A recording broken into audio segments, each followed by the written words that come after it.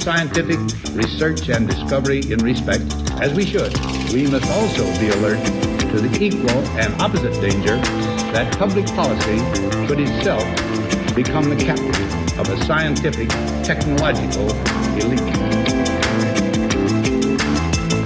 We've signed a climate convention on the importance of economic instruments and free markets were included in this mammoth Agenda 21 document and the Rio Declaration. Let me be clear on one fundamental point. The United States fully intends to be the world's preeminent leader in protecting the global environment. Coming up, Technocracy News. And greetings from Technocracy News and Trends. Patrick Wood here, Editor-in-Chief. Today we're going to talk about water. In Arizona, we understand the value of water, in the desert especially. There's no doubt around the world that there are some areas of the world that simply don't seem to have enough water that people would like anyway. But the deserts of the world have sustained life for many centuries, and the ingenuity of man to get the water out of the ground and out of places where it can be collected is legendary. But we value water because without it, of course, we can't live. About 3 days, they say. Well, the USGS, that's the U.S. Geological Survey, states that about 71% of the Earth's surface is water covered, and the oceans hold about 96.5% of all the Earth's water. Water also exists in the air as water vapor, in rivers and lakes and ice caps and glaciers, and in the ground as soil moisture and in aquifers, and even in you and your dog. Well, I'm glad they included that in the definition. Water is very plentiful on planet Earth. And since the beginning of its creation, there has never been really a drop of water lost to outer space, and there's never been another drop of water created. It's remained pretty static over the millennia. The rain comes down, the rivers flow out to the ocean creates water vapor, which turns into more clouds and goes over the land and drops more rain. It's called the hydrologic cycle. Well, I, for one, am excited for a story today about the discovery of a new source of water.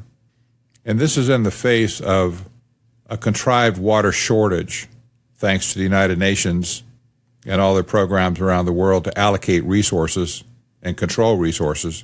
There is no shortage of water. There's a distribution problem at times. There's no shortage of water on planet Earth. Well, a new source of water has been found. My headline here on story number 1 is Massive Water Aquifers Discovered Under the Ocean. That's right. Scientists have determined that there are massive aquifers underneath the ocean floor that are virtually completely fresh water. The United Nations has said for many years now things like this, quote, taken directly from one of their publications. Water scarcity already affects every continent. And of course, the shortage is being blamed on global warming. You'd figure that. I would suggest that instead of creating artificial shortages like the United Nations is trying to do, that would be better to thank the creator of Earth for providing abundance of resources to its inhabitants. The article states that researchers have imaged laterally continuous aquifers extending 91 kilometers offshore New Jersey and Martha's Vineyard, Massachusetts, on the U.S. Atlantic margin using new shallow water electromagnetic geophysical methods. They identified clinoforms as a previously unknown structural control on the lateral extent of the low salinity groundwater and potentially a control on where low salinity water rises into the seafloor. The data suggests a continuous submarine aquifer system spans at least 350 kilometers of the U.S. Atlantic coast and contains about 2.8 trillion tons of low salinity groundwater. The findings can be used to improve models of past glacial, eustatic, tectonic, and geomorphic processes on continental shelves and provide insight into shelf geochemistry. Well, of course it can. It can also provide an incredible amount of fresh water to planet Earth if that is ever desired to do so. And of course, yes, you can drill below the floor of the ocean. That's done all the time with oil and gas wells, by the way, like in the Gulf of Mexico and the North Sea, where they're drilling thousands and thousands of feet down into the ocean floor, having dropped their rigs through the ocean itself. So yes, this could be done, drilling for water, just like they drill for water right now in many farming areas. Well, this discovery is absolutely incredible because the implications are that fresh water exists under the floor of the ocean all around the world, not just in the United States. So one would expect to find the same type of structure in Europe, in Africa, in Australia, South America, everywhere, and there is no shortage of water. This will not stop the United Nations, however, from claiming that there is a shortage of water. They'll blame it on one thing or another. Usually it's just pure and simple global warming. The ice caps are going to melt, the seas are going to rise, and we're all going to die. I think people are getting tired of that rhetoric, don't you? Well, on another note, Walmart comes back into the picture along with AI-powered cameras. Yep, they've installed them in 1,000 stores around the country to track shoppers. That's you and me. They have a problem, you see, with certain types of fraud within their stores. We used to just call it shoplifting. It's a little bit more sophisticated now with electronic scanners scanning all of the merchandise going across the counter. But instead of using old-fashioned techniques of clamping down on crime, they decided to use artificial intelligence along with cameras to spot every little discrepancy that happens at the register in order to prevent people from walking out with goods they did not pay for. The social engineering company that Walmart hired is called Everseen, and there's a video, by the way, of Everseen within the article. The idea is to control and change behavior of its shoppers through the use of AI-based surveillance systems. By surveilling everyone, Walmart hopes to catch just a few cheaters. And actually, in the trial run so far, they have caught a few cheaters. But the question always comes up, is it necessary to surveil 100% of the population in order to catch a few outliers that are trying to cheat the system? I don't think so. And I don't know anybody, honestly, that thinks that way either, unless they're a technocrat. Technocrats have no problem with this. According to Everseen's website, process mining, as the new technique is called, process mining means there's a process that happens every time a customer is checked out. That process is repeated over and over and over all day long. But process mining means looking at that counter, measuring everything that happens, tracking everything that happens, and then extracting data from it to manage the whole system. So their website says that process mining amplifies awareness of scenes unfolding daily in retail, pinpointing the, quote, moments that matter. That would be when somebody lifts something they shouldn't lift, in order to nudge a behavior one seeks to change and or transform the underlying process. So there you have the bottom line. The idea is to nudge the behavior that one seeks to change. Well, Walmart is using computer vision technology now, as we said, to monitor checkouts and deter potential theft and other causes of shrink in more than 1,000 stores. Shrinkage is the loss due to shoplifting, things like that.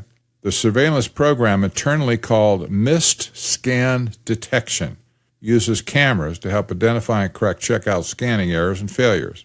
Ireland-based Everseen is one of several companies supplying Walmart with the technology for its missed scan detection program. A Walmart spokesman said, "We are continuously investing in people, programs, and technology to keep our stores and communities safe." I don't understand how they can conclude that ubiquitous surveillance of all of their customers keeps stores and communities safe. It just makes no sense. Walmart is using computer vision technology to monitor checkouts and deter potential theft. The surveillance program, which Walmart refers to internally as missed scan detection, uses cameras to help identify checkout scanning errors and failures. The cameras track and analyze activities at both self-checkout registers and those manned by Walmart cashiers. When a potential issue arises, such an item moving past the checkout scanner without being scanned, The technology notifies checkout attendants so they can intervene. The program is designed to reduce shrinkage, which is the term retailers use to define losses due to theft, scanning errors, fraud, and other causes. I might add, this will do as much to catch rogue cashiers as it will shoppers. Spokeswoman from Walmart said, Walmart is making a true investment to ensure the safety of our customers and associates. I don't know how this has anything to do with the safety of customers and associates. But she continued, over the last 3 years, the company has invested over $500 million in an effort to prevent, reduce, and deter crime in our stores and parking lots. We are continuously investing in people, programs, and technology to keep our stores and communities safe. There it is again. Well, you'll have to figure this one out, whether or not you want to continue shopping at Walmart, because you will be tracked. And of course, they don't mention anything about tracking your identity. That's a good thing they don't, because there would be a complete uproar around the world for that. But on the other hand, you know that they are, because what are cameras for after all? And what is artificial intelligence for after all? I had the thought as I was posting this article that Walmart is becoming a little China. Well, you can take that for what it's worth. Lastly, we're going to talk about another story that deals with AI. A lot of people are afraid that robots are going to take their job. And indeed, Technocracy News and Trends has posted many stories that follow that thought over the last several years.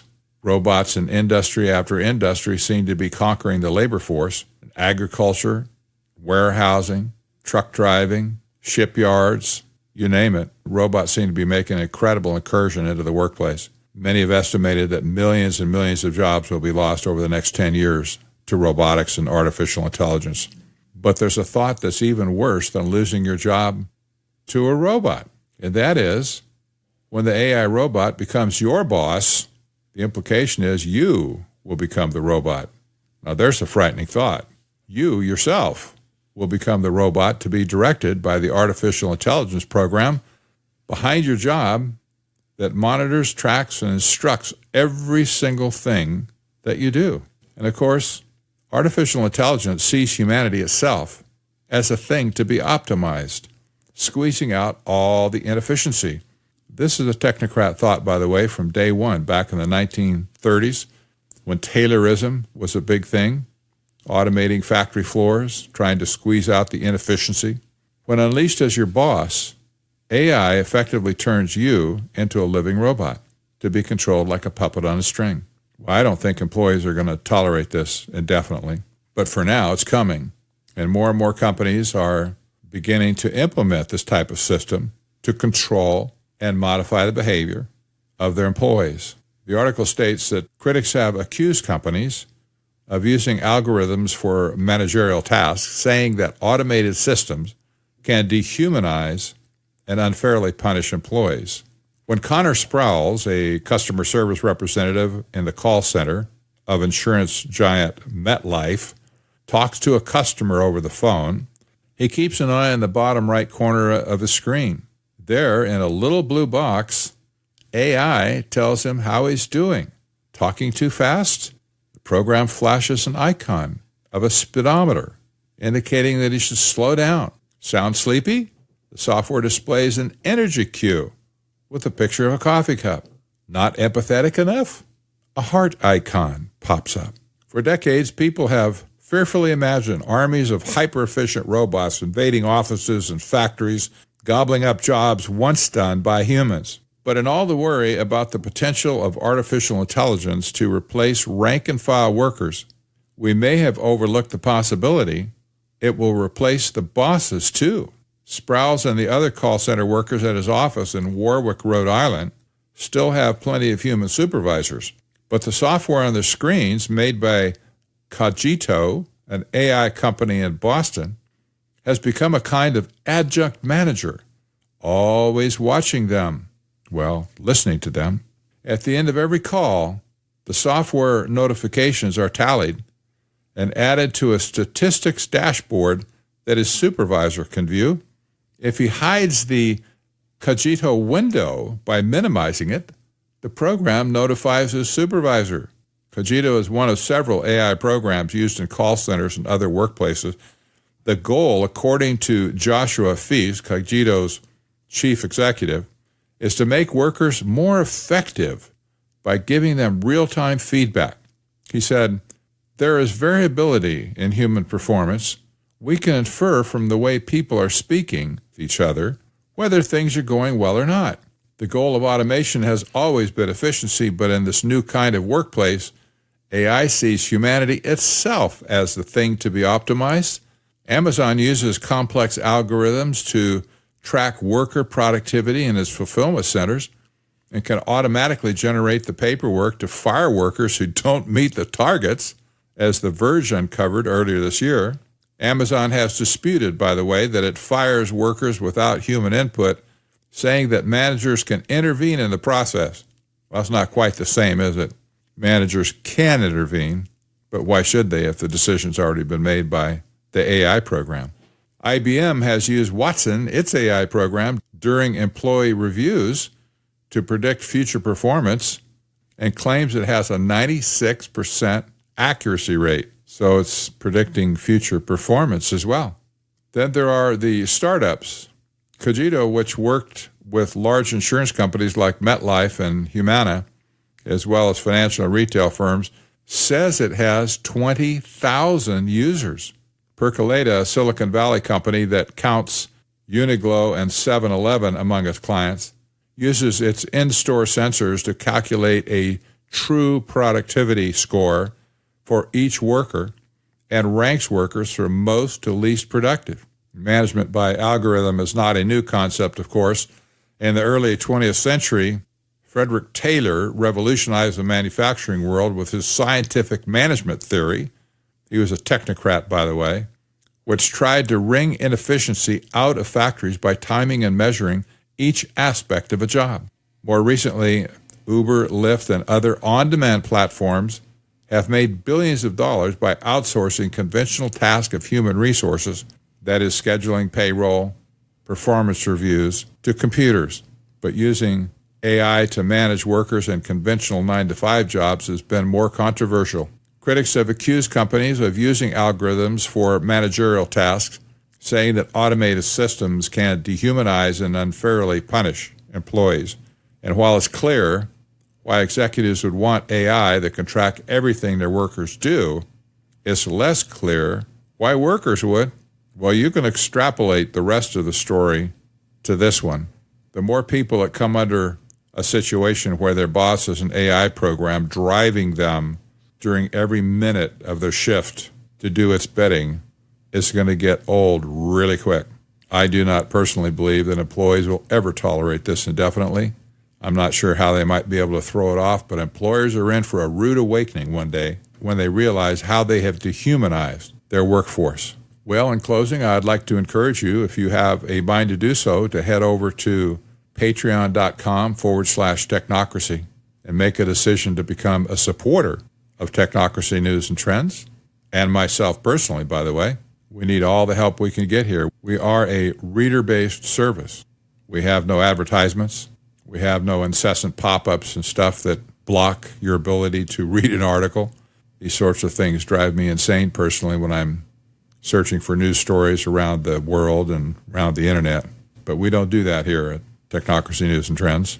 We want you to have the full story straight up right off the bat. So if you can help even just a little bit with $1 or $2 or $5 a month, everything helps.